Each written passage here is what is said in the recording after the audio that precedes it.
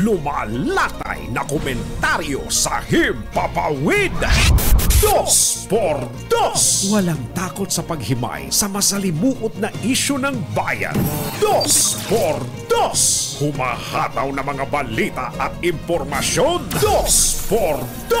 Ating damhin, ating lasapin ang hagupit na 2x2.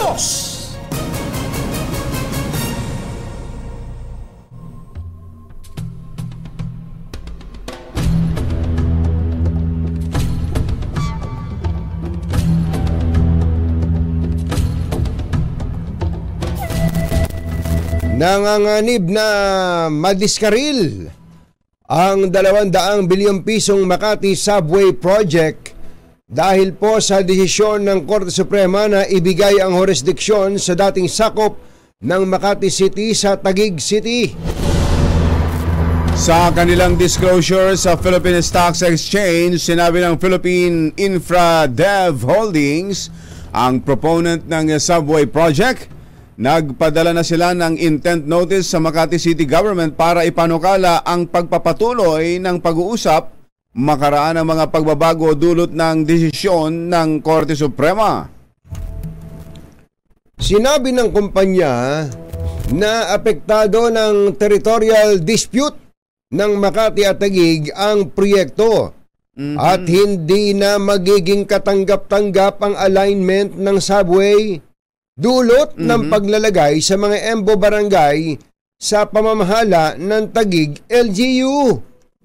Yun. Ganun ba yun? Nagbago lang ng lungsod? Baka yung mga andun yung mga istasyon ng tren sa EMBO. Yan naman pare-parehong para sa mga mananakay. Pwede. Yang subway. Baka hindi may bagong kakausapin. Yun lang. Sinabi ng InfraDev na makakaapekto ito sa magiging depot ng tren at ilang minungkahing istasyon na nasa mga apektadong lugar. Kabilang ang itatayo sa Barangay Sembo, mga istasyon sa University of Makati, sa Barangay West Rembo at isa sa Ospital ng Makati na nasa Barangay Pembo. Isyu ng bayan. Katotohanan. 2x2. At maitim ang balak, magtago ka na. 2x2. Si Jerry at si Anthony, narito na. 2x2. Hahataw ng todo, urado ka. 2x2. Ang katotohanan, dala nila. 2x2. Walang sinasamba pale, maniwala ka. 2x2. Hataw ng gusto, tol, umasa ka. 2x2. 2x2.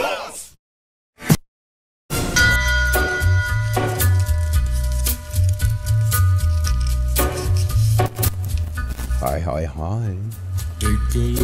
Maganda morning. Lamig. Magandang umaga, bayan! Ito po si Anthony Taberna. Ito po si Jerry Baha. Muli pong sumama sa inyo ang 2x2 ngayong araw na ito ng Friday! Yuhuu! Meron lang tayong Flash Report.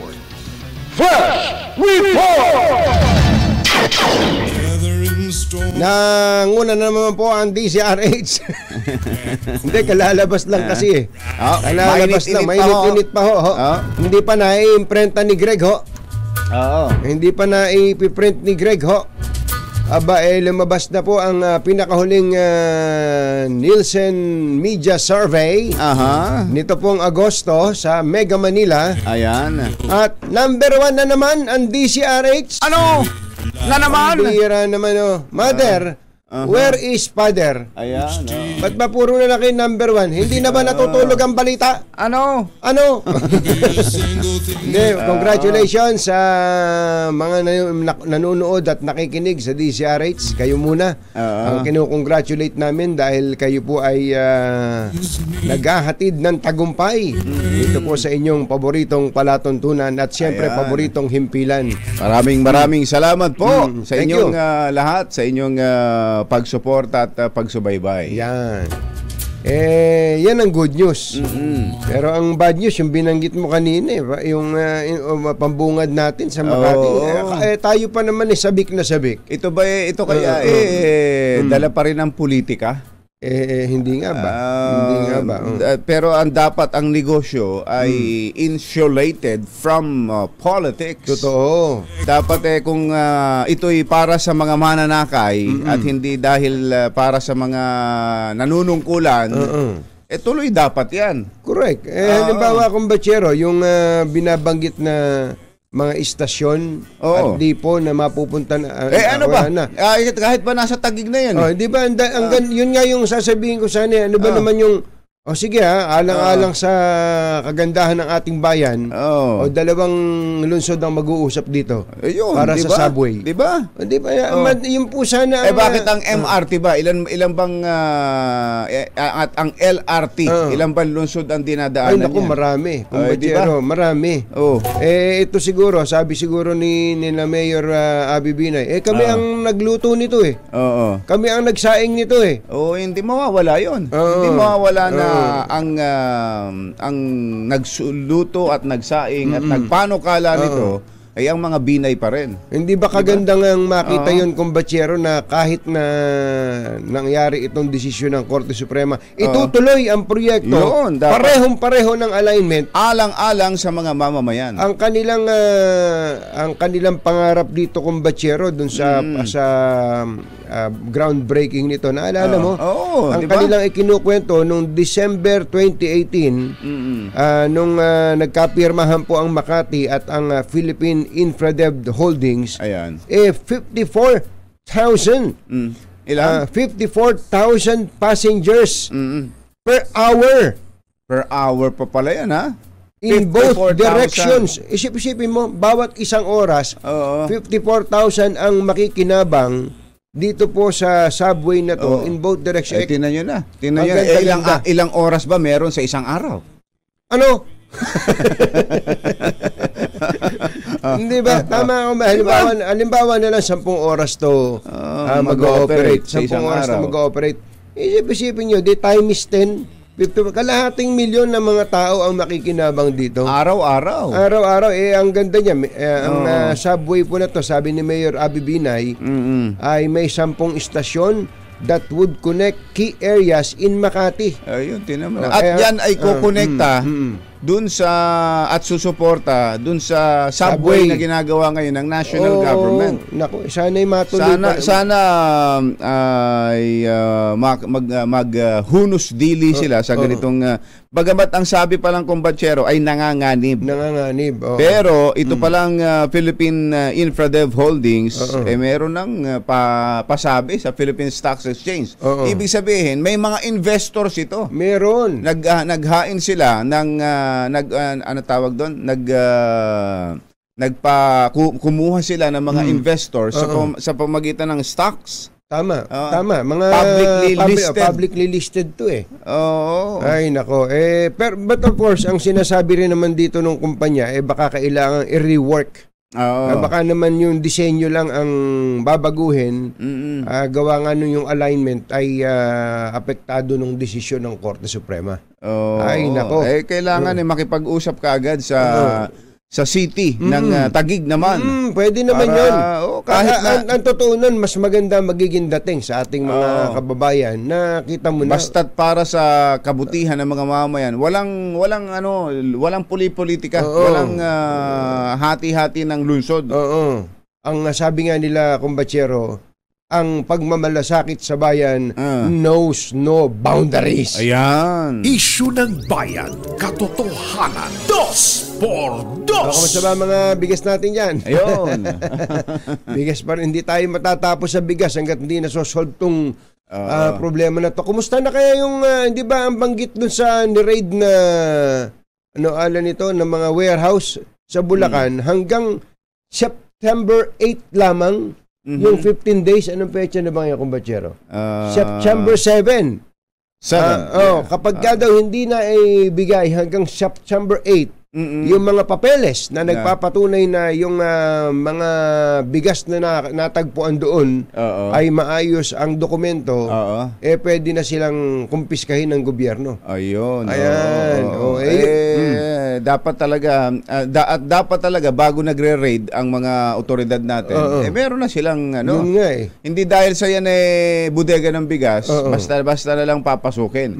At hindi lang dapat napatunayan ang nangyayari kasi patunayan mo. May bigas kayo. Patunayan mo na yan ay hindi smuggled. So yung burden of proof lumilipat ay inilalagay doon sa ni-raid nila. Na bagay na hindi po tama. Baligtad. Yung pong accuser o yung prosecutor, yung po ang dapat na merong pruweba. Ayan. At ang dapat na isunod doon, ngayong marami ng issue talaga ang bigas, at ang suspecha ay meron talagang nagmamanipulate at para tumaas ang presyo. Yun nga, tingnan hindi lang ang customs, kundi pati ang BIR. Ayun, ang buwis na binabayaran ang buwis na binabayaran. Hindi ba may resibo yan Oo. Alam nyo naman, pagka wala kang resibo, yari ka na. Commissioner, lumagi. Sabi ni, make my day. Jerry Baha at Anthony Taberna sa 2x2 sa DZRH. Oras mo natin, Achi, Mr. Jalam Tang, Lakyam Chak Gohun, 6:15 ng umaga, ACS Balita. Susunod na!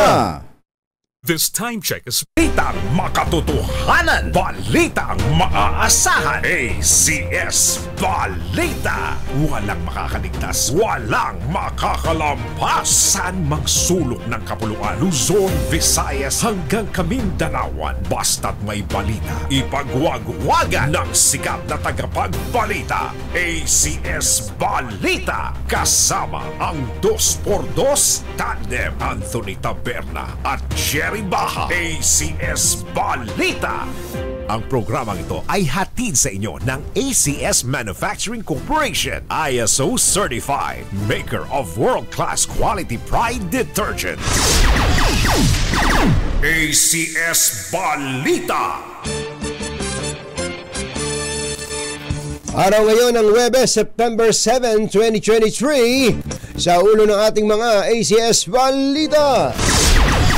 Guro mula sa Cavite, kauna-unahang Filipino language instructor sa Harvard University. PAGCOR Chief itinanggi ang pagkakasangkot sa nawawalang e-sabong cash bond. Pangulong Marcos dadalo sa APEC Summit sa Nobyembre. Bibisita rin sa 3 lungsod sa Amerika. Operation Baklas, ikinakasa ng COMELEC sa mga naglipa ng illegal campaign materials para sa barangay at SK election. Ahas! Na may 10 talampakan ng haba, gumagala. Gumagala sa Pasig City. Aba! Takot! At seismic activity sa Bulkang Canlaon sa Negros Oriental tumataas. Magandang umaga, Luzon, Visayas at Mindanao. Good morning, Philippines. Hello, world. Kami po ang iyong mga tagapagbalita. Ito po si Jerry Baha. Ito po naman si Anthony Taberna. At ito ang ACS Balita. ACS Good News. Unahin natin ang ACS Good News. Gumawa ng kasaysayan ng isang guro ng Cavite State University na pagiging kauna-unahang instructor ng Filipino language course sa Harvard University. Obo, galing, ha? Kinilala po ang Harvard University Asia Center at Department of South Asian Studies ang unang Filipino language instructor sa katauhan ni Lady Eileen Ambion Orsal. Aba, si Lady. Be my lady. Come to me and take my hand. Siya po ay dating faculty and member. Be my lady. Yo, sa Cavite State University. Dati palang taga-CSU to, kumbachero. Magtuturo po si Osal ng elementary and intermediate Filipino Tagalog courses in fall 2023. Aba. So ang ituturo niya ay Filipino. Mahirap din yan yung translation no. Buti sana kung direct translation lang pag pangungusap yan pag buo ng pangungusap hindi katulad nung yung word for word ang translation. Hindi ganoon Hindi ganoon Kaya nga pati sa pagsusulat ng balita hindi ganoon hindi word for word ang pagsusulat. Uunawain mo yung muna. Kapag kasi ginawa mong word for word, nako mababaliw ka. May hirapan tayo. Iba-ibang style ang mga lingwahe.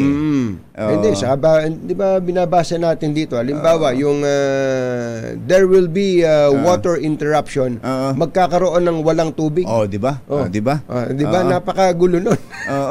Tapos sasabihin, I have no right.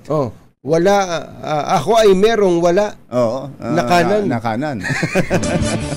Di ba? Ayan, congratulations kay Ma'am Lady Eileen. Ito, tingnan niya ulit natin. Bata pa itong si Lady. Si Ma'am Lady.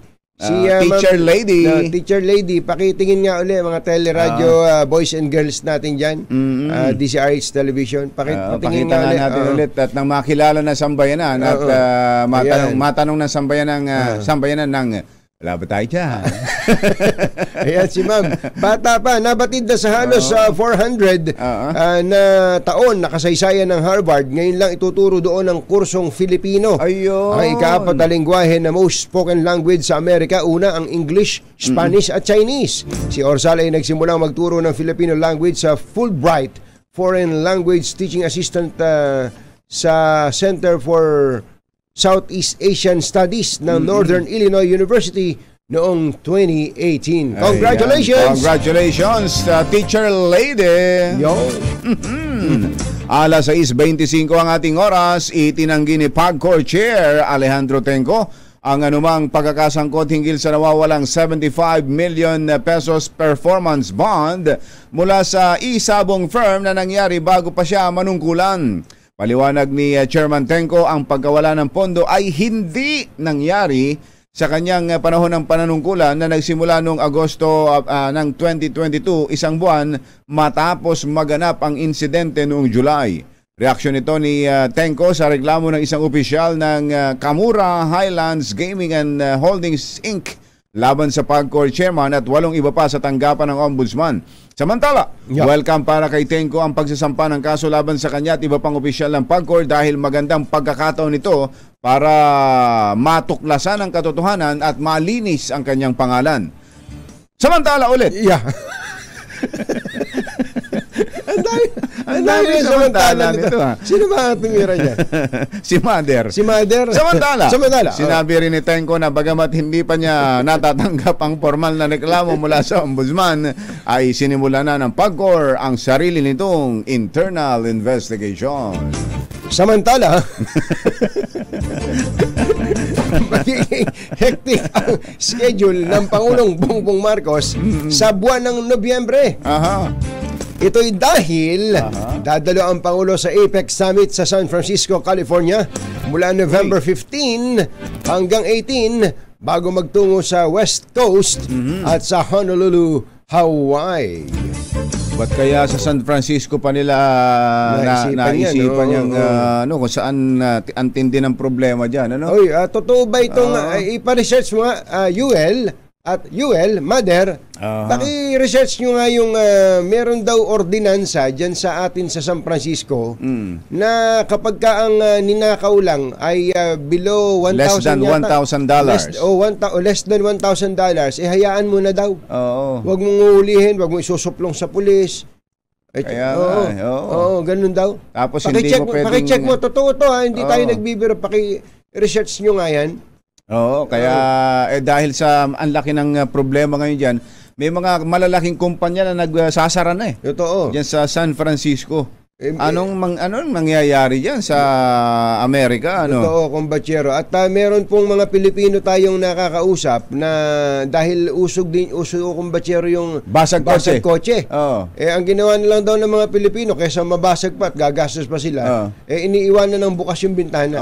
Anong pinakamainam. Ganun na lang daw kumbatsero. Pambihira itong ibang mga iwanan mo na lang yung sa parking yung sasakyan mo, nakabukas ang bintana. Dalhin mo yung laman. Dalhin mo yung laman. Yung walang makukuha ron. Oo, pambihirang pati sa samantalang tayo, ang problema lang natin bigas at iba pa. Ang matindi ron, yung at iba pa. Alas 6:28 ang ating oras. Naimbag ang bigat kada kayo amin na po. Agreeing kayo, gising na.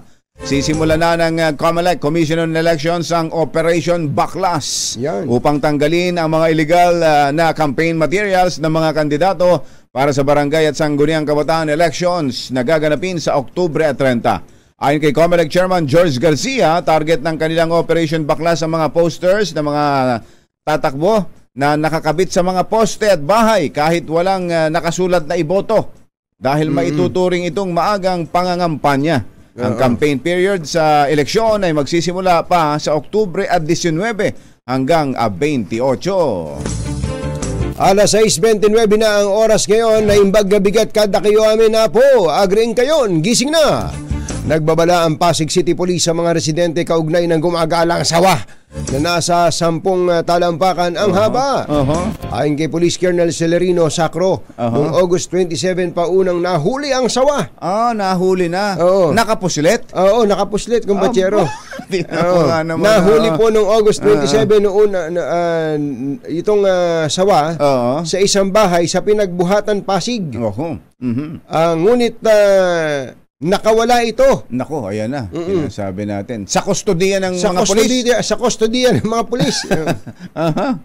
At nakalusot sa kanal. Pambihirang pati sa madulas tong sawa na to, ha? Oo. Nang tanungin daw po ang sawa, ang sabi nito, sawang-sawa na siya. Pagtiyak ng mga pulis, patuloy ang kanilang operasyon sa paghahanap sa sawa na posible umanong gumagala sa mga kabahayan.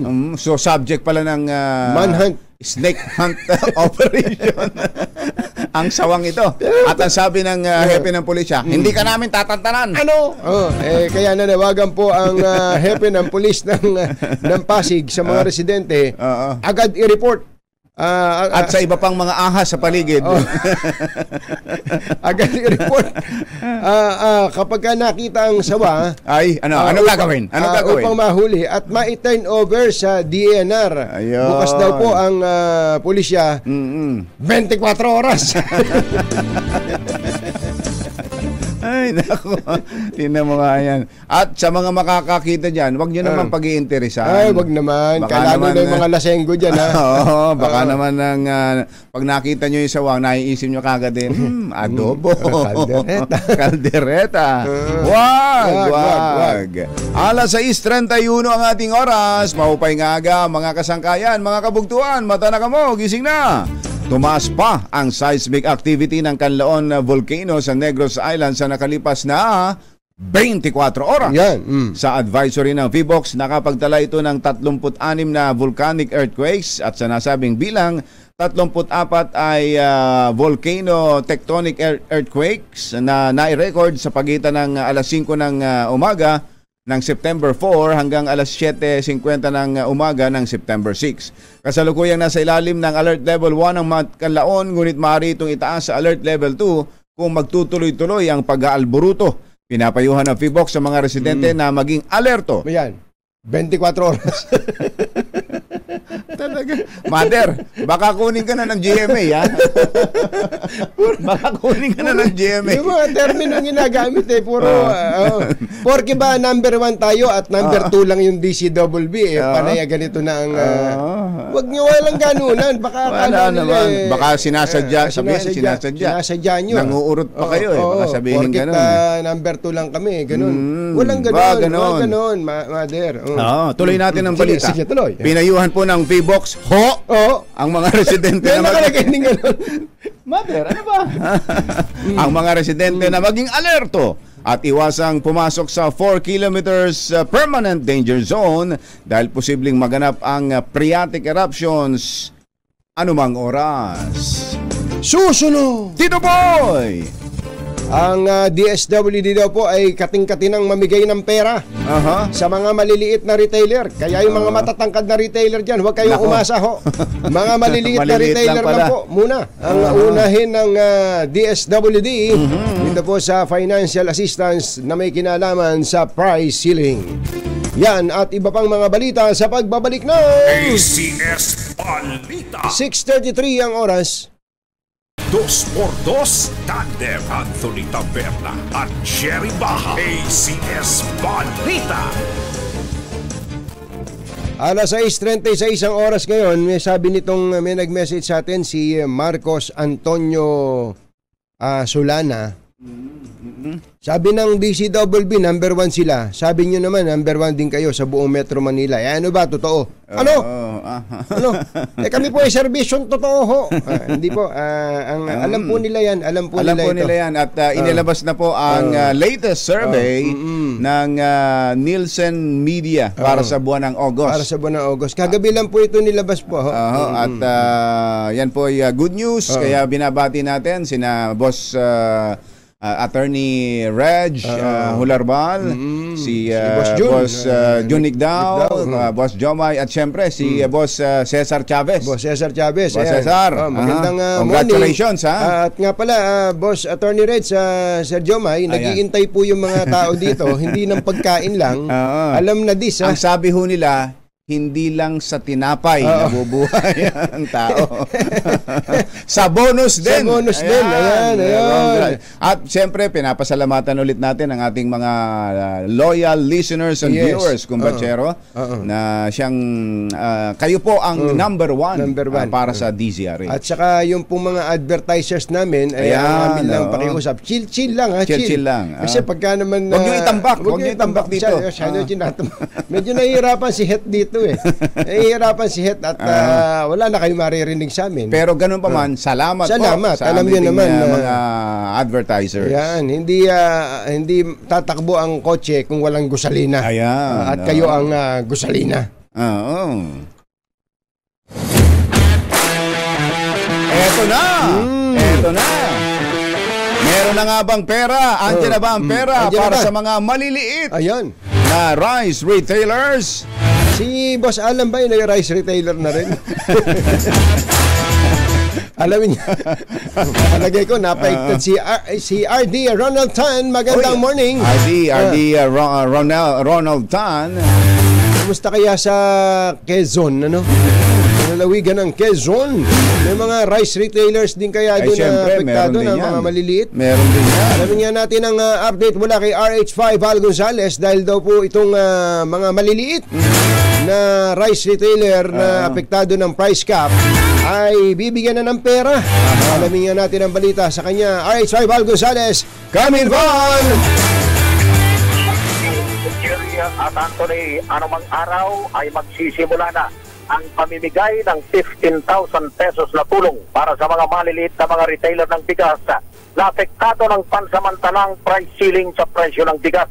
Kahapon ay nagipagpulong na si DSWD Secretary Rex Gatchalian sa mga opisyal ng DTI sa pamumuno ni Undersecretary Carol Sanchez kasama si Quezon Province 1st District Congressman Martin Verga, ang chairman ng House Committee on Agriculture. Ito ay para sa pinal ang pagbibigay ng economic relief subsidy. Ayon kay Secretary Gatchalian, inatasan na siya ni Pangulong Ferdinand Bongbong Marcos Jr. para gamitin ang pondo sa ilalim ng DSWD Sustainable Livelihood Program o SLP para tulungan ang mga maliliit na nagtitinda ng bigas. Sa nabanggit na pulong, pinamamadali na sa DTI ang pinal na listahan ng mga tatanggap ng ayuda. Ayun, may listahan. Kailangan may listahan. At binanggit ba, Val, kung paano mapapasama sa listahan ang mga maliliit? Oo, ang mga maliliit. Ang mga maliliit lang ba ang pwede dyan? Oo, basta yung mga nagtitinda doon sa mga palengke, Jerry at Anthony, sila yung mga target na rito dahil wala namang mga malalaking mga nagtitinda ng bigas doon sa mga palengke, Jerry at Anthony. Hindi parang hindi kita sasang-ayunan doon na kaibigang Bal. Pumunta ka sa Muñoz Market, ang lalaki ng mga nag-retailer doon sa Muñoz Market. Ang lalaki. Oo. Pero dito sa Quezon City, Anthony, yung nung panahon ng pandemya, sila rin yung nabigyan ng ayuda ng Quezon City LGU. Kung ganon, kwalipikado rin sila ngayon na mabigyan o mabiyayaan ng assistance sa ilalim nitong Sustainable Livelihood Program na ipinatutupad ng Department of Social Welfare and Development. Ano yung requirements? Yung parang qualification? Sino lang? May kailangan ba dyan? May business permit? Ayan. Kailangan ba nagbabayad ng buwis? Kasi may nagre-resibo ba yan? May ganun ba? Dito sa Quezon City, Anthony, ay rehistrado lahat yung mga nagtitinda rito at nagpapayad lahat ng kanilang obligasyon sa gobyerno, kaya sila ay otomatikong kwalipikado na. Siguro yung mga nagtitinda sa mga bahay-bahay o yung meron din kasing mga nagtitinda lang sa mga kanto, kung sila ay rehistrado dito sa Quezon City, Anthony, kasama na rin sila. Noong unang araw ng implementasyon ng Executive Order number 39 ay sinimulan na ng DSWD yung pagkuha dun sa mga listahan ng mga retailer dun sa iba't ibang mga palengke, kaya nakikiusap din itong DTI na magbukas dahil merong ilan doon nung una na nagpapalak na magsara na magbukas ng kanilang negosyo para nang sa ganon na ay mapuntahan sila ng mga tauhan ng local government units at mapa yung kanilang detalye sa kanilang negosyo para makatanggap sila ng assistance. Kapag sarado, wala, hindi babagsakan ng biyaya yan. Sarado di ba? Pero anong mangyayari? Mauuna bang magbebenta muna ng mura ang mga rice retailers na yan bago sila makatanggap, o kailangang makatanggap muna sila ng ayuda bago sila makapagbenta ng 41 at 45? Ang pagkakaalam ko, basta tuloy-tuloy lang yung kanilang pagtitinda, ay mabibigyan sila. Ang tanong nga lang dito ay kung anong araw simula sa susunod na ito, dahil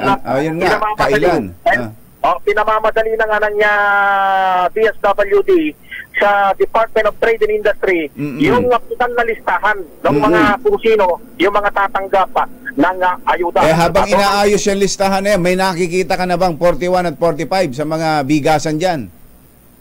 Mas marami na ngayon na Jerry, yung mga nagtitinda ng 41 at 45 pesos. Hindi katulad nung nakaraan na hirap ka maghanap dyan sa QC. Nahirapan ka nga daw. Correct dahil makalipas lang yung 24 oras ay mayroon ng mga nagdadatingan na mga stocks. Yung binabanggit ka po nung kausap natin ay wala pa. Pero sa ngayon ay nagsisimula nang dumating Jerry Anthony yung mga stocks ng bigas para nang sa ganon ay mabigyan ng mas murang presyo ng bigas yung ating mga kababayan na nagtutungo sa iba't ibang mga palengke. Okay. Ayos. Thank you. Una na ngang sinabi nitong si Interior and Local Government Secretary Benal Alvarez Jr. na pansamantala lamang ang pagpapatupad ng rice price cap dahil malapit naman na ang alihan ng mga palay sa iba't ibang mga probinsya sa bansa. Para sa kaunang-unang sa Pilipinas, DZRH, Val Gonzales, back to you, Jared Anthony. Maraming salamat sa iyo, RH5 Val Gonzales. Kaya dito kung Bachero, well, ang sabi naman ng DTI, baka tumagal na isang buwan tong price ceiling na ito. Pero ang mas importante, yung intensyon, ba't nagkaroon ng price cap? para Ayan. ilabas ng mga tinamaan Mga ng hoarders magaling, and yung manipulators. yung kanila pong bigas, dapat lumabas po yan. Kasi Yun, pag yun. namalagi po na nasa loob yan, o mga smugglers din, kasama na smugglers, at binubudega lang nila, wala po. It will defeat the purpose, ano? Kaya doon dapat na mas magaling ang ating mga otoridad. Ayan. Kaya nga inuulit ng pamahalaan na hindi ho pangmatagalan ito. Mga isang buwan. Ito nga may mga panukala, sabi daw po ng DTI ay maaring tumagal ng isang buwan. Ang sabi naman ng mga business group ay kailangan in 2 to 3 weeks ay alisin na ang rice cap. Yan. At saka yung yung binanggit mo kanina, baka kung hindi mapasuka itong mga itong mga hoarders, tirahin sa ibang paraan. Yun. Paano ba nadali si Al Capone? Si Al Capone. Sa tax. Sa buhes. Kabayan. Isyu ng bayan, katotohanan, 2x2. Susunod! Tito Boy! Abangan po si Tito Boy Gonzales. Dahil siya naman ay may mga kasamang masayang mga tao. Ba't kaya may mga kasama siya masasayang mga tao dyan sa Obrero Public Market? Abangan yan at iba pa sa pagbabalik ng ACS Balita.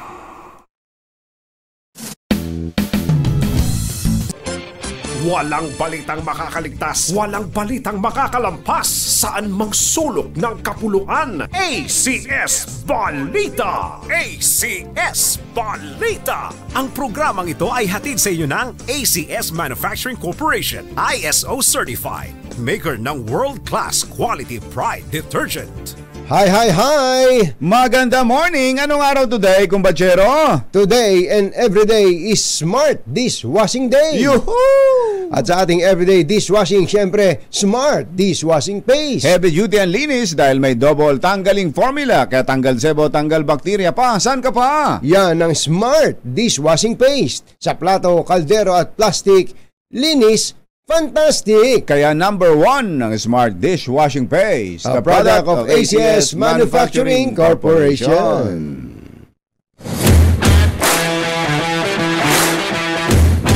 Puntahan naman natin ang Maynila. Oy, baka umay na kayo sa bigas, ha? Sa kwentuhan o balitang bigas. Wag. Pagka wala ng bigas at hindi natin to pinag-usapan at wala na kayo mabili, mas malaki problema. Mainam ngang nakatutok tayo dito. 24 oras. Dito na si RH29 Boy Gonzales na may mga kasamang masasaya. 29 Boy Gonzales, coming boy! Anthony, Jerry, naniniwala naman yung mga ilang retailers dito sa Obrero Market sa Bloomington, Santa Cruz, Maynila na yung malaking tulong sa ang executive order, ang utos ng Pangulong Ferdinand Bongbong Marcos Jr. para mapigilan ang pagsasamantala at hoarding at smuggling ng bigas. So pabor sila doon sa price cap ang sabi mo, boy. Pabor sila. Gusto nila 'yan. At gusto nila 'yan para matigil na yung yung smuggling at hoarding para sila ay nasasamantala. At katabi ko siya sa mga retailer, si Orlando Maestrado. Paano yung natutuwa kayo sa mismo order ng Pangulo? Opo, ako natutuwa sa order ng Pangulo natin na mailabas niya yung batas na yan para mailabas yung mga bigas na tinatago ng mga naghahawak ng bigas. Ayun. Para yung mga hirap, meron tayong maibibigay, nakakatulong sa atin, lalong-lalo na sa amin yung Pangulo. Tapos malaking tulong dito sa mga suki nyo. Oo po, yung binigay nga 45-41. Kasi pag mamili sila, meron silang mabiling makuha ang bigas. Para makiyain nila sa pamilya nila. Ngayon ba, boy, si Mang Orlando ba may tinda ng 41 at 45 na bigas? Meron dito. Meron po. 41.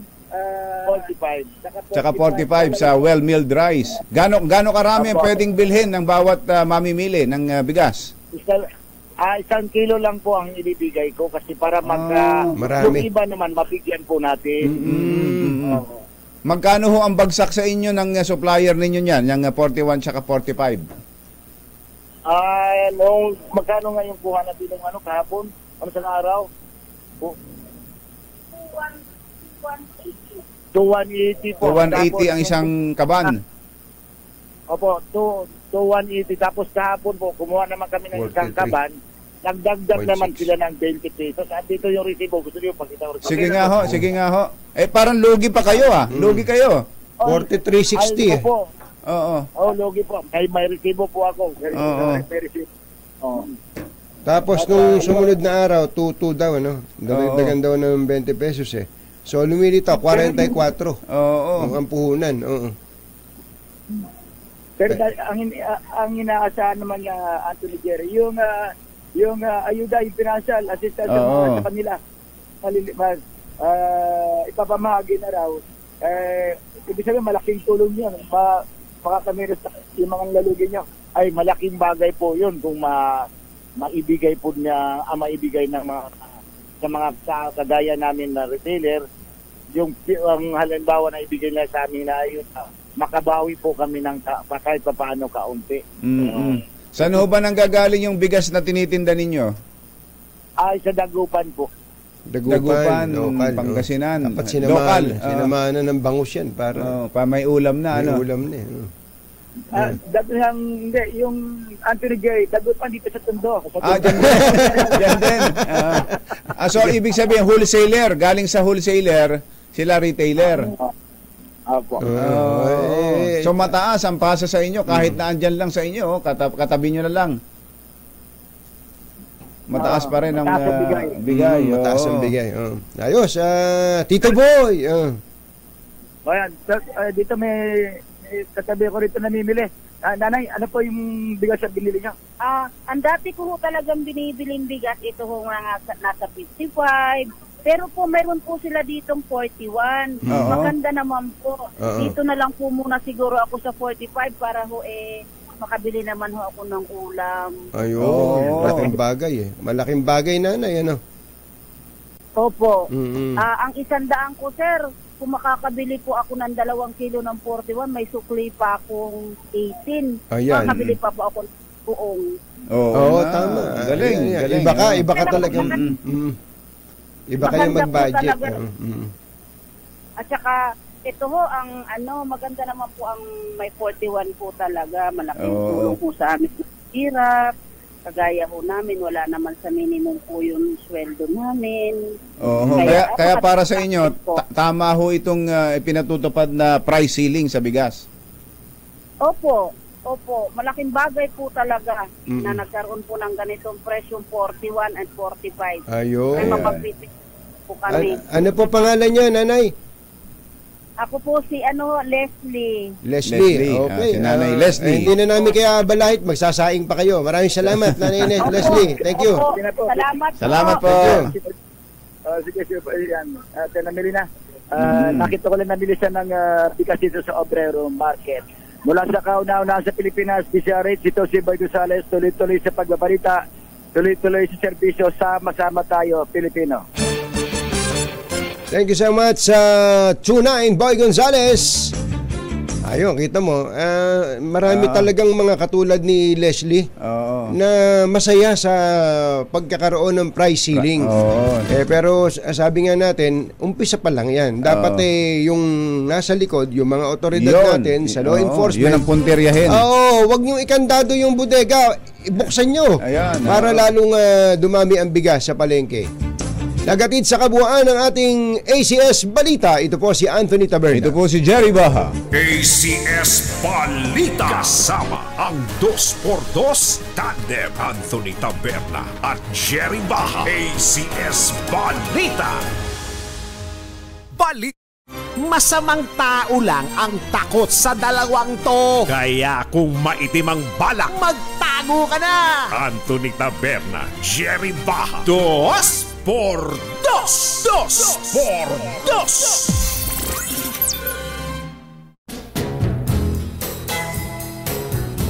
Yeehaw! Yo! Oy, Rudy Buenaventura. yung audio daw natin papatay-patay. Saan ka ba? Saan ka ba nakakapakinig? AM radio ba yan? O sa social media? Ayos natin. Malaman lang natin yung location, ha? Oo, baka maka-apekto yan sa pagiging number one. Alam mo naman, importante yung signal. Kung nakikinig ka na nilalagyan mo pa ng kutsara yung radyo mo. May problema tayo. Kachek, Traviesa Talay, magandang morning. At sa mga tropang I-Spy. Mga tropang riles dyan. Tropang riles dyan na sinusubaybayan ang teka nga pala muna. Ano bang biyaheng tren na lang ang bumibiyahe ngayon? Wala na rito sa Metro Manila. Parang wala na. Wala na. Dahil aayusin at gagawin na yung South Rail. Yan. Yan ang antabayanan natin. Lahat ay nakatingin ho.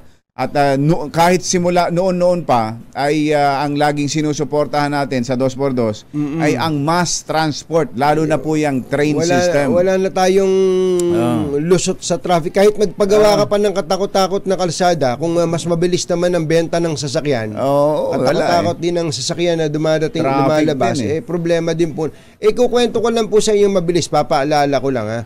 Sa Singapore, Kumbatsero, ay bago ka makabili ng sasakyan, magbabayad ka ng tinatawag na Certificate of Entitlement o COE. Certificate of Entitlement. Ngayon, Kumbatsero, ano ibig sabihin nun? Para kumbaga sa baril, LTOP. Parang license to own and possess firearm. So ito, license to own car. Parang ganun, Kumbatsero. Parang may ito COE na to, alam nyo kung magkano? 100,000 Singapore dollars. Sa pera po natin, 4 million pesos to. So bago ka magkaroon ng makabili ng sasakyan, kailangan meron kang COE. Pakamahal. Hindi, sabi ko, kung parang baril to, di pwede kang bumili ng 10 sasakyan na may isa kang COE. Hindi. Bawat isang sasakyan, bayad ka ng COE, Kumbatsero. Ganun. So, may pinakamababa yata, parang 80,000 Singapore dollars. Hindi mahal pa rin yun. 3.2 million pesos pa rin yun sa pera natin, Kumbatsero.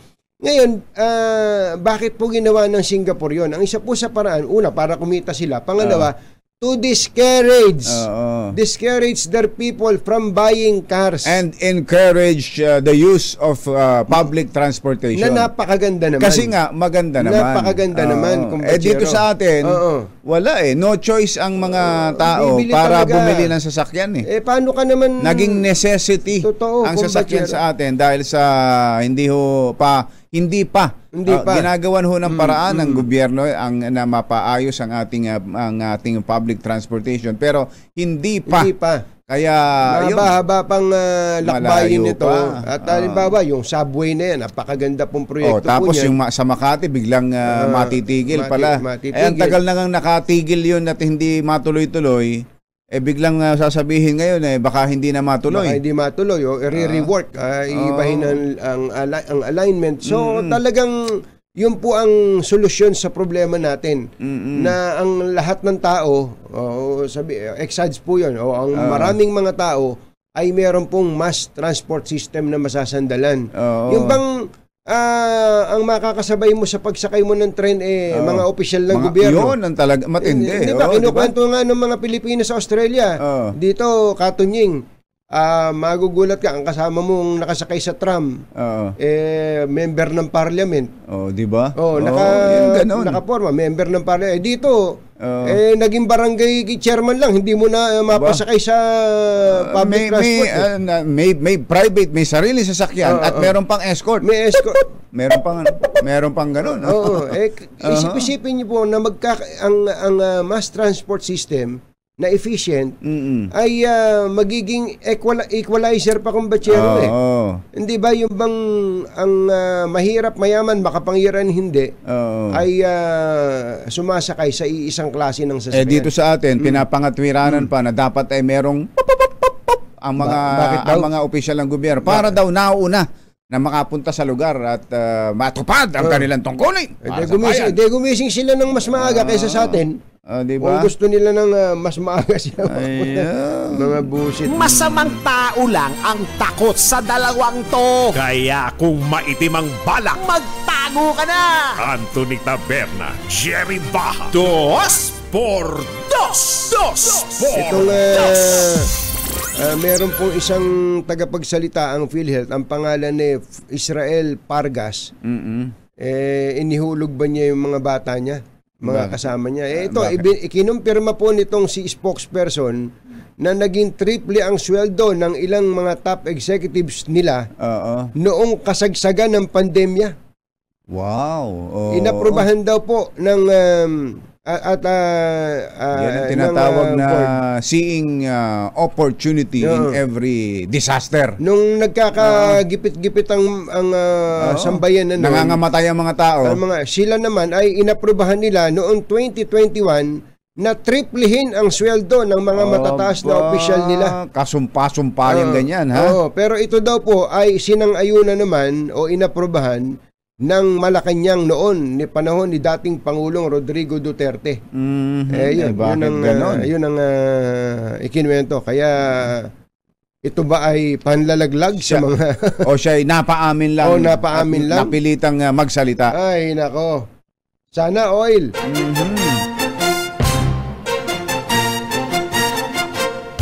Katonying at Ka-Jerry, Anthony Taberna, Jerry Baja, ang samahang pinatibay na ng panahon. 2 por 2. 2 por 2. Kauna-unahan sa Pilipinas. NBC Manila Broadcasting Company. DZRH, member, kapisanan ng mga broadcaster ng Pilipinas. Member KBP. Oras! Kapopoy! 11 minuto na makalipas ang ikapito ng umaga. Balitang bagong-bago, balitang dapat alam mo, balitang magdadagdag ng talino dahil bagong impormasyon, makibalita, unang-una sa DZRH. Pangunahing balita kasama ang 2x2 tandem nina Anthony Taberna at Jerry Baja. Araw po ngayon ng Huwebes, September 7, 2023. Sa ulo ng ating mga pangunahing balita. Price ceiling sa bigas, posibleng 1 buwan lang ipatupad ayon sa DTI. Makati Subway Project, apektado ng hidwaan ng Makati at Taguig. Mga natin, yung mga taga-TV natin, pwede bang sabay yung nandun sa headline? Yung binabasa. Iba kasi yung nandun sa headline. Pwede ba yun? Ito ang pangatlo. Singil sa kuryente ng Meralco, tataas ngayong buwan. Sweldo naman ng mga opisyal ng PhilHealth naging triple noong 2021.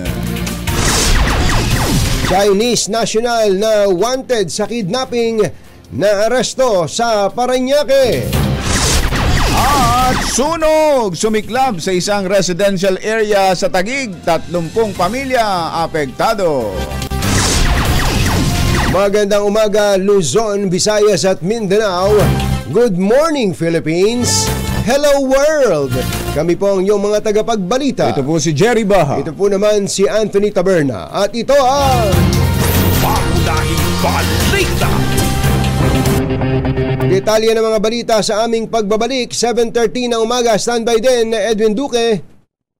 This time check is brought to you by At mga bagong balita sa DZRH. Pangunahing balita. Alas 7:19 na po ang oras ngayon.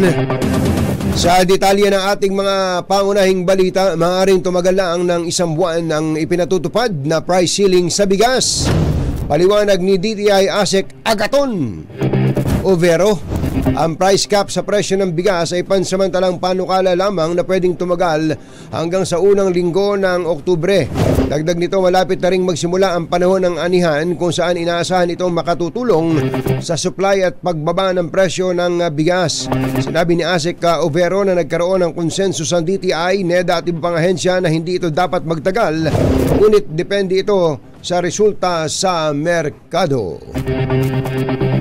Nanganganib na mapurnada ang konstruksyon ng 200 billion pesos Makati Subway Project. Ito ay dahil sa territorial dispute sa pagitan ng Taguig at ng Makati. Ayon sa private sector developer ng proyekto, dahil sa ruling ng Korte Suprema na pabor sa Taguig, maapektuhan ang location ng Makati Subway, kabilang ang train depot at ang mga itatayong istasyon nito ng underground train. Ang tinutukoy na depot ay matatagpuan sa Barangay Sembo, habang ang train stations ay nakadisenyong itayo sa bahagi ng University of Makati at Ospital ng Makati na idineklarang nasa jurisdiction na ng Taguig. Inaasahan tataas ang singil sa kuryente ng Meralco ngayong buwan ng Setyembre. Ayon kay Jos Aldariaga, tagapagsalita ng Meralco, bunsod ito ng pagtaas ng generation charge dahil sa matinding demand ng kuryente, mataas na presyo ng wholesale electricity spot market at pagbaba ng halaga ng piso kontra sa dolyar. Nakaapekto rin ang mahal na presyo ng krudo sa international market. Gayunman, wala pang inilalabas ang Meralco na pinal na halaga ng adjustment sa singil sa kuryente. Hindi lang doble kundi nagtriple ang naging sweldo ng mga matataas na opisyal ng PhilHealth noong panahon ng COVID pandemic. Ito nataklasan ni Anak Kalusugan Party List Representative Ray Reyes sa paghimay ng House Committee on Appropriations sa budget ng PhilHealth na nagkakahalaga ng 101.5 billion pesos. Sinabi ng kinatawan na batay sa 2022 Commission on Audit Report, naging triple ang sahod ng top executives ng PhilHealth, ng ilan ay nakatanggap ng hanggang sa kalahating milyong piso kada buwan. Iginit naman ng PhilHealth spokesman Israel Pargas na ang salary increase ay inapply at inaprobahan ng Government Commission for GOCCs. Arestado ang isang Chinese national na sangkot sa kidnapping at serious illegal detention sa Parañaque. Kinilala ni Southern Police District Director General Roderick Mariano ang suspect na si Cheng Long Chu. Sino? Si Cheng Long Chu, 25 anyos. Si Chu, na kabilang sa police gallery ng wanted person, ay nasa kote sa Quirino Avenue, Tambo, Parañaque. Dinakip ang suspect sa bisa ng arrest warrant para sa mga kasong kidnapping and serious illegal detention. Maabot sa 30 pamilya ang nawala ng bahay dahil sa sunog na naganap sa Taguig City kagabi. 17 bahay ang natupok sa NP Cruz Ibayo, Barangay Ususan. Nagsimula ang sunog pasado alas 9 ng gabi at naapula dakong alas 10 ng gabi na umabot lamang sa unang alarma. Namahagi ng tig sa 10,000 pisong ayuda si Taguig City Mayor Lani Cayetano at Taguig Pateros Ading Cruz sa bawat pamilya na naapektuhan ng sunog. Samantala, may lead na raw po ang mga pulis kaugnay sa suspect na pumatay sa isang lalaki sa Malabon. Alamin natin ang balita mula kay RH23 Edwin Duque. Come in, Edwin! Tama, Kajeri Katunying, may lead na umano ang Malabon Police ngayon sa umano'y suspect sa pagbabaril sa isang 20 anyos na lalaki na pinagbabaril noong araw ng Sabado na gabi sa lugo sa Malabon. Ayon dito kay Police Colonel J. Baybayen sa ating panayam, nagsasagawa na rin sila ng mas malalim ang pang-investigasyon kaugnay doon sa pagpatay kay Daniel Guardia Soria itong Sabado ng gabi sa kabuan ng Lapu-Lapu Avenue sa Barangay Locos, Malabon. Francis sa salaysay naman ang kanyang kinakasama bago manuragan at ang pagkaslang magkasama ang biktima at ang kita ng kanyang live partner na nakilalang si Reynaldo Bolivar sa patungo sa kanilang mga kaibigan upang makipag-inuman. Magkasama rin manong umuwi ang dalawa sa kanilang isang tricycle pasado alas 10 na gabi. Subalit, pagbaba sa ni Soria sa Lapu-Lapu Avenue ay lapitan nito ng di pakilalang salarin at pinagbabaril at tinaman ito sa hita. Ayaw pa mo rin tumakbo ni Soria, subalit napadapa rin kahit di kalayuan sa hinang na tinabot-tamo ng bala sa pa. At ito'y lapitan din na muli na suspek at pagbabarilin ng ilang beses. Matapos ang pamaril ay kinuha ng suspek ang kanyang cellphone at tinext pa umano ang kanyang live-in partner na kung alas 11 na ng gabi at sinabing kinatay ko na ang iyong boyfriend.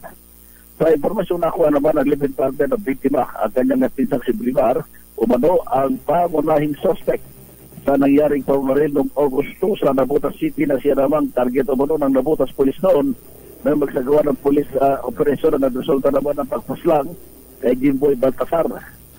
Hinahanap na ngayon ng pulisya si Bolivar upang pagpapaliwanagin at sa ipangunahing susi upang matukoy kung sino yung sinasabing suspect sa pagpatay na siya lamang ang nakakilala. Mula pa rin dito sa Walapo na Panilarit Replay, Edwin Duque tuloy-tuloy sa pagbabalita at tuloy-tuloy sa serbisyo. Sama-sama tayo, Pilipino. Thank you, 2-3 Edwin Duque. Susunod! Tito Boy! Sino itong TV host, comedian na iniwanan ng maraming utang ng namayapang misis? Pati daw bahay ng mga magulang ng komedyante ay naisanla. Kawawa naman. Naiwanan ng hindi pamana kundi utang.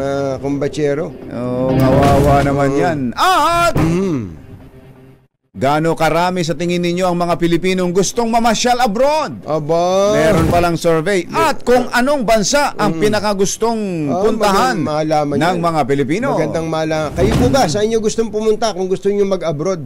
Kung kayo'y mabibigyan ng pagkakataong makapag-abroad. Pasyal, hindi trabaho. Yung mga nanonood sa atin, lalo na sa YouTube saka Facebook, saan nyo ba gustong pumunta? Kung may chance. Halimbawa, nasa abroad na rin kayo. Tapos saan nyo naman gustong pumunta para mamasyal. Malaman natin. Yan at iba pa sa pagbabalik ng Pangunahing balita. 7:27 ng umaga. This time check is brought to you by ACS Manufacturing Corporation. Mahigit 56,000 pesos na halaga ng cash. Aba, magkano? 56,000 pesos. Na naiwan daw sa isang envelope doon sa counter ng NAIA Terminal 3. Ayan, kaya siya ay pinuri ni Immigration Commissioner Norman Tansinco at ng kanyang mga kasama sa pangunguna ni Mel Magno. Sabi po ni Kuya Mel Magno ay ganito. Akin na yan. His actions, ang kanyang mga naging aksyon show ay nagpapakita that merong marami are still a lot of good people in government. Na marami pa rin mabubuting tao sa gobyerno. Si Mel Magno nagsabi niyan? Ay hindi, si Commissioner pala nagsabi nito. Si Commissioner Norman Tansinco. Hindi, sabi naman ni Mel Magno, ayos. Tama yan. Sabi ni Mel Magno. Ayos yung sinabi mo, Commissioner.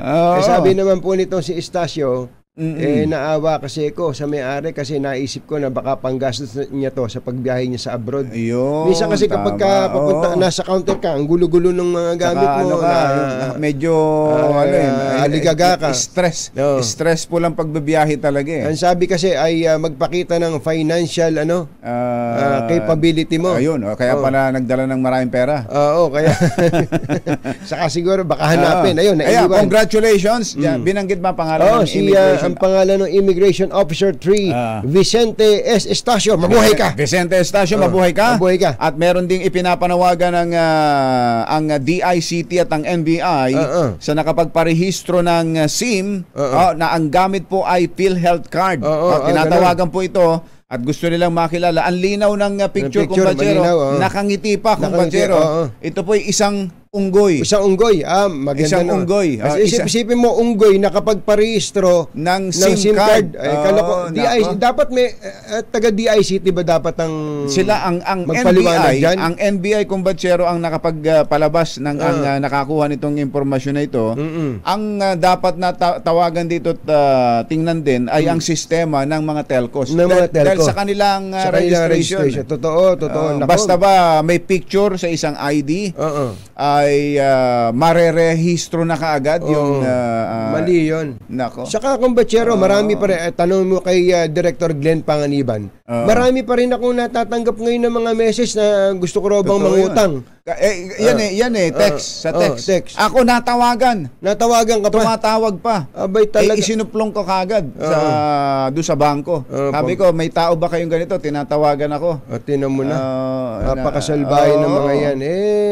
Bagamat marami nang nabawas, pero tuloy-tuloy pa rin ang panluloko ng ilan sa ating mga kababayan. Pangunahing balita. Sandali po lamang, kausapin lang natin, kumbachero, itong si, malayo daw to eh. Malayo-layo, nasa labas. Si Director Glenn Panganiban ang pinuno ng Bureau of Plant Industry ng Department of Agriculture. Director Panganiban, magandang morning. Si Katunying po at saka si Ka Jerry. Hello, Katunying and Ka Jerry. Good morning po. Good morning po. Saan ho ba kayo naroroon at kayo daw hindi mahagilap? Hindi sir, meron tayong conference na in-attendan at saka may fieldwork tayong ginagawa sir ngayon So, ayun sir. Yes sir. Pero ang ganda ng audio ninyo, parang nasa tabi lang namin kayo. Iba talaga nagagawa ng Viber Viber audio to. Well, Director, unang-una po ang gusto naming malaman, kayo po ba'y tuloy-tuloy sa pagpapalabas ng mga import permits para po sa bigas? Opo. Sir, dahil po sa ating RTL or yung Rice Tarification Law, ang ating pong issuance ng SPSIC for rice ay tuloy-tuloy. Tama po kayo. Kailan po yung pinakahuli? I'm sure kayo po pumipirma niyan. Kailan po kayo yung pinakahuli na nagpaalam sa inyo na sila mag-i-import? Sir, tuloy-tuloy po yan, sir. Everyday po. Meron pong nag-a-apply. Ganun? Ganun pala naging sistema. Kahit na ang ipinabandila ng ibang mga importers, nako, napakamahal ng bigas sa Thailand, ang mahal ng bigas sa Vietnam, at dahil sa tumigil na ng pag-i-export ang India, lugi lang kami. Lugi lang kami kapag nag-import kami. So, sa kabila nun, tuloy-tuloy pala ang importasyon. Yes, sir. As for our data, sir, everyday meron pong nag-a-apply at everyday po at itong pinoproseso ang kanilang mga applications. Ito sa parte po ba ng BPI, parang ministerial lang ang inyong papel o kailangang i-check nyo kung sino itong mga aplikante na to para sa import permit? Opo, sir. Before naman po tayo issue ng import clearances ay kailangan po rehistrado sila. Talaga lang mga lehitimong business po ang nag-i-import. Oo, hindi naman ho lahat kayang makapag-import. Ilan ho yan? Ilan ho yung mga tao o individual o kumpanya na miya't-miya ay nag-a-apply ng import permit, Director? Sir, bali, lampas siguro 100 itong ating mga registered importers. At ito naman ay nasa ating website. Pwede itong ma-access. Pwede yung makita. Mga gaano karami na po ba ang dumating na bigas na imported sa taong ito? For this year, sir, umaabot na tayo ng almost 3 million metric tons ang nai-import natin, sir. Almost. 3 million metric tons? Ang dami po niyan. Parang ano ba to? Pinakamarami na bang importation ng Pilipinas to sa kasaysayan? Hindi, sir. Last year po ang marami, ng 2022, umabot tayo ng mga 3 million plus. Metric ton. Pero ano pa lang kalagitnaan kalalampas pa lang natin sa kalagitnaan ng taon na Director. Yes sir, tama po 'yun. Ang ano naman natin diyan, sir, is yun nga, dahil po open ang ating importation. Hindi po natin ito dahil may batas tayo. Ano lang natin diyan, sir, kapag may harvest tayo ay di ating pinapakiusapan yung ating mga importers. Pero ngayon nga po, ang ating masisigurado ay may supply po tayo ng bigas. May sapat na supply. Pero Director, yan po ba'y ang BPI ho ba, Bureau of Plant Industry, ay hanggang sa pagbibigay lang ng permit, tinatrack nyo pa ho ba yan? May nasusundan nyo pa ho ba yan kung kailan dumating, saan dinala, binodega, at kailan inilabas ng bodega? Yes sir, tama po kayo. Before po sila makapag-import naman sir, hindi sila makakapag-import kapag wala silang rehistradong storage warehouses sa amin. Dahil lang amin is kailangan safe ang paglalagyan. So namomonitor natin yan sir, kasama natin ng Bureau of Customs. Of course, meron din silang mga datos tungkol sa mga importation. So yes po, natatrack po natin kung nasaan yung mga imported na yan. So alam nyo po kung naisalya na ng mga importers na ito mula sa bodega ang kanila pong mga inangkat na bigas? Opo, sinusundan naman po yan. Meron tayong mga border inspection pagkalabas ng customs territory, ng customs area ay atin pong pinapasundan. At yun nga, ngayon tayo ay mahigpit na nagmo-monitor almost weekly. Tinitingnan natin ang mga warehouses. Opo. So may hoarding po ba, Director? Ayan. Sir, hindi ko maano yung kung ano may hoarding, pero sa nakita natin sa mga ginawa natin ay mukhang meron dapat na mga ilabas na supply ng bigas. Hindi ko lang nahirap pong magsabi. Pero talagang meron tayong supply at kami ho'y nagtataka. Bakit gano'n? Meron tayong supply ay tumataas ho yun. Paano ho ninyo nasabi na meron dapat na ilabas? Meron ho bang certain period lang na dapat na ilabas ang bigas mula sa mga bodega ng mga nag-import? Hello? Director, narinig niyo po kami, Sir, Director? Nasabi niyo kasi na dapat sinabi niyo po kasi na may mga bigas na dapat na ilabas. Ibig sabihin ang tanong ko ho meron ho bang certain number of days lang or may period ho ba kayong tinitingnan lang na dapat ang inangkat na bigas ay dapat nasa merkado na sa ganitong panahon? Sir, sa ngayon naman, wala tayong gano'n na specific na day na dapat ilabas nila. Pero yun nga ho, sa ating monitoring, ay dapat ho ay may inilalabas ho sila. Wala ho tayong definite date na dapat ilang araw mailabas mo na yan. At tinitingnan ho natin yan, paano natin yan hindi lang ho sa bigas, kundi sa ibang commodities natin. Sa ibang produkto. Tama, mukhang kailangan po magkaroon tayo ng policy dyan. Kasi kapag wala ay papasok na doon yung hoarding. Matutokso silang mag-hoard to manipulate prices. Pero natawagan ako ng pansin sa sinabi nyo kanina. Marami tayong bigas, sapat yung bigas natin. So, kayo'y nagtataka kung ba't tumataas. Tama po ba intindi namin sa inyo, Director? Opo, yun po yung sir yun yung nakita namin sa datos namin na yun nga, nung nagpaikot din kami ng mga tao ay may supply. Pero bakit ho ganun? Patuloy ho ang pagtaas. Kumbaga hindi naman ho siguro isang araw lang yan na biglang nawalan tayo. Pero tinignan ho natin, meron tayong sapat na supply. Baka ho yung mga binili pa noon ay dahil nga po inaano yung presyo, ine-expect na tumaas, ay baka ho ganun ang nangyayari. So yun ho ang ating hoarding talaga. Ito maliwanag to yun naman kumbatsero Director, law of supply and demand. Pag marami kang supply, bababa ang presyo. Ito maraming supply, tumataas pero hindi inilalabas. Talagang may. Kayo po ba sa BPI ay meron pong para bang inspection authority, parang ganon? Opo. Sir, kami po sa BPI, ang aming inspection authority is more on sa talagang sa sanidad ng ating ng ating mga commodities sa phytosanitary, kung walang peste o disease, walang sakit. Pero yun nga po ngayon, atin ang pinapalawig dahil nakikita natin, nag-iiba yung yung kilos o galaw ng mga stock. So, tinitingnan po natin paano tayo makikipagtulungan sa ating mga kasamang ahensya sa gobyerno para mas mapaayos yung flow at access sa ating mga basic commodities. Saan po kumukuha o imi-import at magkano po ang presyo ng bigas ngayon, Director, sa world market?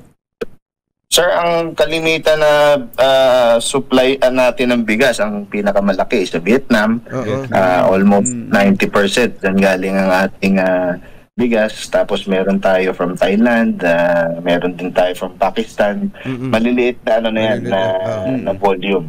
India. Magkano po? Yeah. Magkano po ba yan? Sir, sa ngayon sir, hindi ko maano, pero nung siguro 2 weeks ago o a week ago, nasa $600 yata per metric ton ng Vietnam. Oo. Siyempre, medyo tumaas po yun from the past months o so nakikita natin sa datos. Pero yun nga po, marami namang supply. Siguro hindi naman isang araw yan lang nawala. Pero kahit nakabili noon pa, no? Pero kahit na tumaas, sabi nyo kahit na tumaas, tuloy-tuloy pa rin ang importation. Yes po. Tama po. Opo, ito Director, sabi nyo ang ka-tie up ninyo ay customs. Dito ho ngayon sa nai-establish naman natin na hoarding. May hoarding, klarong-klaro Klaro ang hoarding. 3 million mukhang meron pa kayong kailangang maka-coordinate dito. Sino pa ho ba ang katuwang pwede ninyong makatuwang para matunton kung nasa ng mga bigas na yan na itinatago at ayaw ilabas, saan galing at kung sino ang may-ari? Tama sir. Actually sir, yun nga, ang ating kasama dyan sa ating mga pantalan ay ang Bureau of Customs. Yan, close ang ating coordination dyan. Tapos pagdating naman natin sa mga local, siguro ang mas paigtingin natin sir with the DTI sa mga pamilihan and sa DILG naman sa ating mga lokal. Actually, tinitingnan namin na magpaskil tayo ng talagang yung mga karatula na ito ay lehitimong mga warehouse para makita rin at magabayan ang ating mga local officials. Alam natin ang mga local executives natin sa mga cities at municipalities, alam naman nila kung sino yung mga naandiyan, so kung ma-inform tayo, kasi sir hindi naman lahat yan nagre-rehistro, so yung iba nag-i-store lang sa mga kanilang makeshift warehouses siguro. So ngayon siguro mas paigtingin natin at tingnan kung nasaan yung mga yan talaga. So yun sa DILG po siguro, ating mga local officials. Hindi kaya kailangan na natin ng intelligence community natin dito, Director?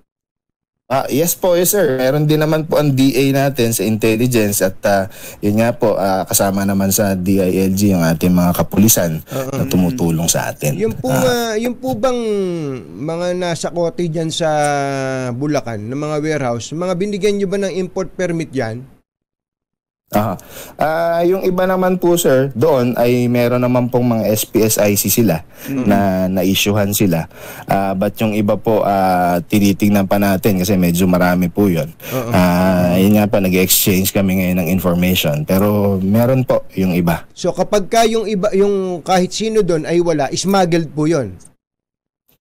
Ganun po ang mangyayari. Kung imported po siya at walang dokumentasyong maipakita, ay di-smuggled po siya. So kung ganito kataas ang presyo ng bigas sa Vietnam, sabi nyo 600, baka nga mas mataas pa dahil may nabasa ako noong isang araw 730. Sobrang taas nga. Pagka ganito po kataas ang presyo sa source, may magi-smuggle pa ho ba? Sir, hindi natin maano nga yan kasi ang atin naman kasi ang ating binibigyan ng mga dokumentadong importation ay yun nga, lehitimo naman mga rehistrado so, siguro yung sa mga smuggling na ganyan, syempre titingnan natin kung ano talaga ang kanilang mga motibo at paano ba nila ito ginagawa. So kami po ay umaasa sa pagkikipagtulungan nga ng iba't ibang ahensya ng pamahalaan, kayo din sa media, baka maaari yung maisuplong sa amin kung sino yung mga baka may nagsusumbong sa inyo. So ating makita talaga yung kasi iba yung iba yung behavior. Iba talaga. So dapat talaga mag-step in ang government. Imported legally imported rice, ipagpalagay na natin na meron pa ring nag-i-smuggle ng rice. Pero ang common denominator, itinatago, marami tayong bigas. Mapa-smuggle o mapa-imported o legally pare-parehong itinatago, Director. Yes po. Parang ganun ang nakikita natin. Last na lang, Director, total naman kabisado nyo ang presyuhan dyan. Magkano ba dapat ang presyo ng bigas na inangkat mula po sa ibang bansa sa merkado? Sir, nung ating tiningnan, nung nag-set ka tayo ng price ceiling na yan, yung halos yung range na yan, 41 to 45, ang ating tinitingnan, na i-consider din po natin yung presyo na imported, regardless of the source. Opo. So yung 41 to 45, rasyonable, may kita na dapat doon, pati po yung nagtitingi. Yes po. Ayos. Ayun, klaro yun. Director, salamat po sa inyo. Thank you, at Director. yung sibuyas, sa ibang araw na lang ha. Doon muna tayo sa kanin. Yes, sir. Opo. Maraming salamat sa inyo, sir. At sana po ay patuloy nyo kaming tulungan paghahatid ng impormasyon at mabuhay po kayo. Thank you so much. Si Director Gerald Glenn Panganiban, ang pinuno ng Bureau of Plant Industry. Sandali po lamang, oras po natin, Engineer Tony Nanggel, 12 minutes bago ang alas 8 na umaga. Balita sa DZRH. Pangunahing balita. Sa ilan pa nating mga balita, inumpisahan na po ng Embahada ng Pilipinas sa Amerika ang paghahanda para sa pagbisita doon ng Pangulong Bongbong Marcos sa Nobyembre. Ang presidente ay dadalo sa Asia-Pacific Economic Cooperation Summit o APEC Summit sa California mula November 15 hanggang 18. Gayunman, ipinahayag ni Philippine Ambassador to US Jose Manuel Romualdez na plano din ni BBM na bumisita sa West Coast City at Hawaii pagkatapos ng APEC Summit. 7 sa bawat 10 Pilipino ang gusto o nagpaplanong mamasyal sa labas ng bansa sa susunod na taon. Sa survey ng GrabAd, 70% ng mga Pilipino ang target na makapag-out of the country kasama ang kanilang pamilya. Ilan? 70%? 70%. Aba. Nabatid din na plano nilang mag-book ng ticket 3 buwan bago ang pag-alis upang makapag-budget sa gastusin sa kanilang pamamasyal kasama ng hotel at ang kanilang itinerary. Pinakapatok naman na destinasyon para sa mahigit sa 10,000 respondents ay ang Thailand. Aba. Sumusunod ang Singapore, pangatlo ang Malaysia at pang-apat ang Vietnam. Ayun. Nawala ang Korea at Japan. Oo. Nasa baba sigurong listahan yun. Ano? Pakiulit mo nga yan. Thailand ang nangunguna. Totoo ba yan? Oo nga eh. Sumusunod ang Singapore. Ang mahal sa Singapore. Mahal yan, Maghunos dili kayo kapag Singapore. Are you sure? Ang Thailand medyo mura dahil parang Pilipinas lang yun eh. Konti, mataas lang ng 50 centimos yata ang pera nila sa Thai baht. Pero ang Singapore, ang bawat piso natin ay, ang bawat Singapore dollar ay 40 na. 40 na. Malaysia at pang-apat po ang Vietnam. Yun. Pang-apat yung Vietnam. Makapunta nga dyan sa Vietnam. Oo nga. Mabili ng bigas. Inanunsyo po ng Presidential Communications Office ang pagkakatalaga kay Hans Leo Kakdak bilang OIC ng Department of Migrant Workers. Inirang si Kakdak na OIC kasunod ng pagpanaw ni DMWD Secretary Susan Toots Ople. Inanunsyo din ng Malacanang ang pagkakatalaga kay Jennifer Pia Las. Jennifer Pia Las bilang chairperson ng National Commission on Indigenous Peoples o NCIP sa ilalim ng DSWD, habang itinalaga naman si Jose Lim bilang Assistant Secretary ng Department of Transportation. Isang binatilyo natagpuang patay na may tama ng bala sa ulo sa Candelaria, Quezon. Ang bangkay ni Alexander Basyap Jr., 14 anyos, ay nadiskubre sa gilid ng Candelaria, San Juan Road. Mayroon ng 2 persons of interest ang mga otoridad sa krimen. Isa rito ay kapitbahay ng biktima. Nagsasagawa na rin ng follow-up operations at investigation ang mga otoridad laban sa mga suspects. Sa ating health news, lumabas po sa isang pag-aaral na ipinakita ng The Lancet Global Health na mas maraming tao ang namamatay dahil sa poor diet kesa sa paninigarilyo. Pampalakas loob sa mga nagyoyosi, tinan nyo, mga nagyoyosi, meron na kayong pwedeng sabihin, tinan nyo. Batay sa survey mula sa 175 bansa, malaki daw po ang impact ng hindi masusustansyang pagkain sa pagkakaroon ng sakit sa puso, kanser at diabetes. Sa research ng Institute of Health Metrics and Evaluation ng University of Washington, pinaka-healthy na bansa pagdating sa kanilang diet ay ang Israel. Sunod ang France, Spain at ang Japan. Ayon sa author na si Askan Afsin, ang mga bansang ito ay may Mediterranean diet kung saan mas maraming pagkain ng prutas, gulay, nuts, olive oil at isda na mayaman sa omega-3 fatty acids. So yun pala ang magandang diet, Mediterranean diet. Mediterranean. Balita sa ibayong dagat, 17 ang patay at habang 32 sugatan sa panibagong pag-atake ng Russia sa palengke dyan sa Kostiantynivka, Ukraine. Naganap ang pag-atake habang bumibisita sa Kiev si US Secretary of State Antony Blinken. Tinawag ni President Volodymyr Zelensky na deliberate ang atake sa peaceful city ng Kostiantynivka kung saan karamihan sa mga nasawi ay mga bata. Tinamaan din sa missile attack ang palengke, butika at ilang pamilihan na target ng bright orange explosion. Nagatid sa kabuuan ng ating mga pangunahing balita. Ito po si Anthony Taberna. Ito po si Jerry Baha.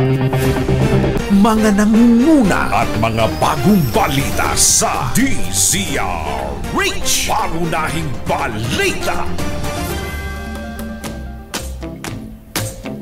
Ay, Kuyang Els Bartolome. Si Police Colonel Patrick Sanggalang daw, ang Deputy Chief ng PNP Sosya, ay nagbe-birthday ngayon. Yun. Happy birthday. Magandang morning din sa ating mga taga-subaybay sa Kaingin, Kuya Marlon Santos, magandang Kaingin. morning, at kay Engineer Jeff Francisco. Ayan. Ay, baka pwede nyo nang kalampagin ang mga bubungyot, baka may butas na. Ang ganda na ng araw na. Ang ganda na ng sikat ng araw. Buti na lang may bubong na maasahan. Gawa sa state-of-the-art technology. May aluminum na. May pintura pa. Now available na rin sa pre-painted tiles pan. Para sa eleganteng bubong na matibay na, makulay pa, mag-Cherry Loom, pre-painted ka na. Masamang tao lang ang takot sa dalawang to. Kaya kung maitim ang balak, Magtago ka na! Anthony Taberna, Jerry Baha. 2 por 2. 2 por 2.